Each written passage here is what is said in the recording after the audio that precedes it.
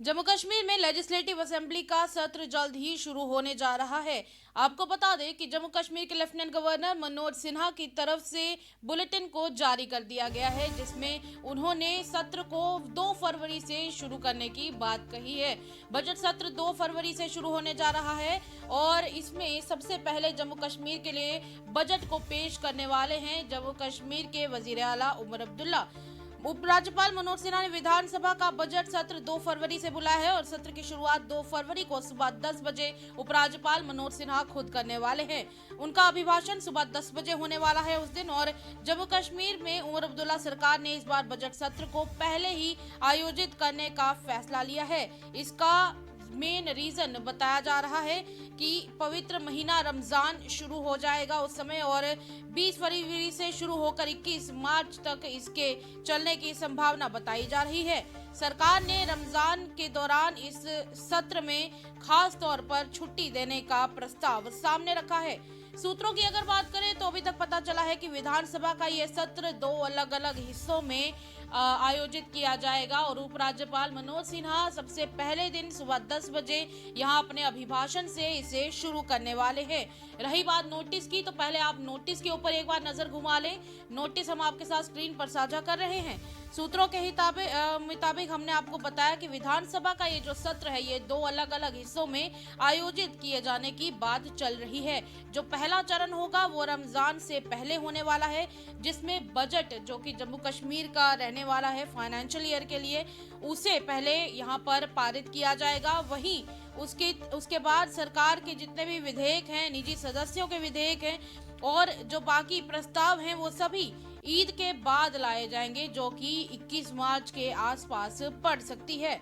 अगर बात करें विधानसभा के सचिव मनोज कुमार पंडित, तो उन्होंने ही विधायकों को इस बुलेटिन को जारी किया है, जिस बुलेटिन में साफ तौर पर जम्मू कश्मीर के लेफ्टिनेंट गवर्नर मनोज सिन्हा की तरफ से इस बुलेटिन को जारी करते हुए यहाँ पर बजट सत्र को बुलाया गया है। इसके तहत जितने भी एमएलएज हैं वो सभी विधायक 12 जनवरी तक अपनी तरफ से सारे प्रश्न, अपने सवाल जो हैं वो लगभग 10 सवाल बताए जा रहे हैं, 10 तारांकित रहने वाले हैं और कई ऐसे होंगे जो कि सवाल अतारांकित रहने वाले, यानी टोटल 20 क्वेश्चंस यहाँ पर होंगे। 15 जनवरी तक 2 प्राइवेट मेंबर्स के विधेयक और 17 जनवरी तक 4 प्रस्तावों को जमा किया जाएगा।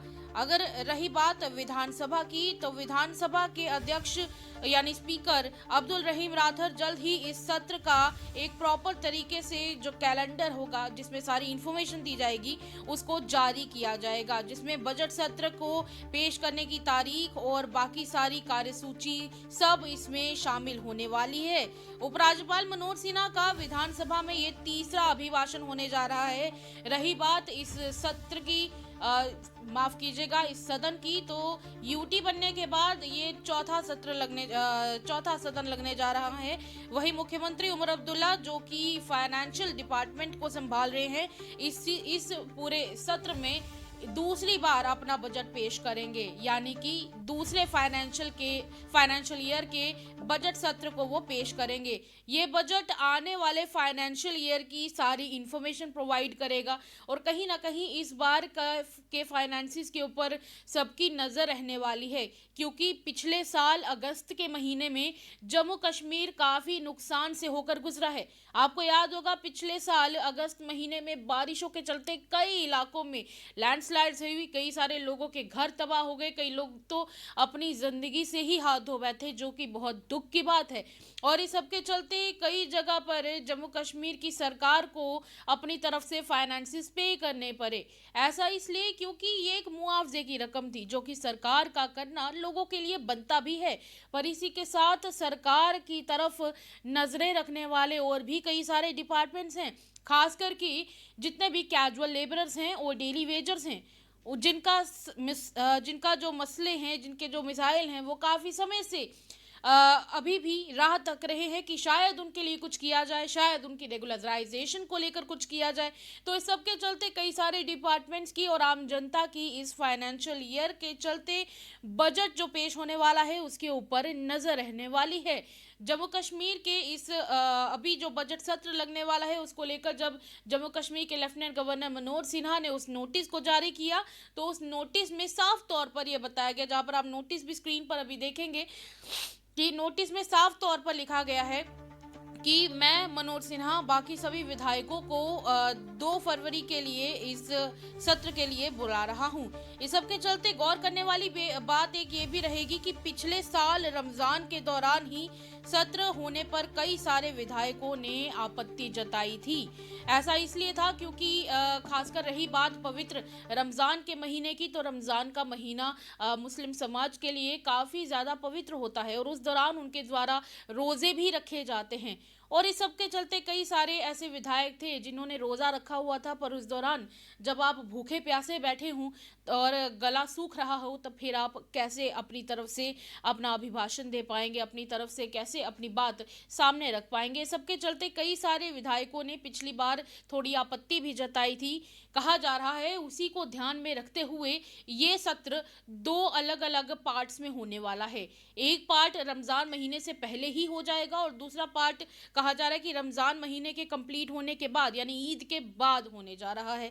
चलिए अब देखना तो ये रहेगा कि इस बार सरकार ने करीब 1 महीने पहले इस सत्र को बुलाने का फैसला किया है, यानी कि रमज़ान महीने से पहले से ही इस बजट सत्र को बुलाया जा रहा है।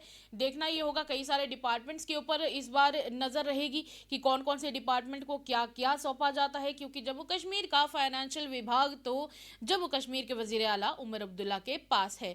अब देखना यह है कि जो लोग काफ़ी समय से पलके बिछाकर इंतज़ार कर रहे हैं कि सरकार इस बार, पिछली बार तो चलिए 1 साल में अपने कुछ वादों को पूरा नहीं कर पाई थी, चाहे वो जॉब्स के इश्यूज़ हों या फिर डेली वेजर्स के इश्यूज़ हो, कैजुअल लेबरर्स के इश्यूज़ हों, उन्हें एड्रेस नहीं कर पाई। पर ये तो अब दूसरा साल आ चुका है और इस दूसरे साल में ये सरकार कौन कौन से चैलेंजेस को पार कर पाएगी, ये देखने वाली बात होगी। तब तक के लिए स्पेशल रिपोर्ट देखते रहें, इजाज़त दें।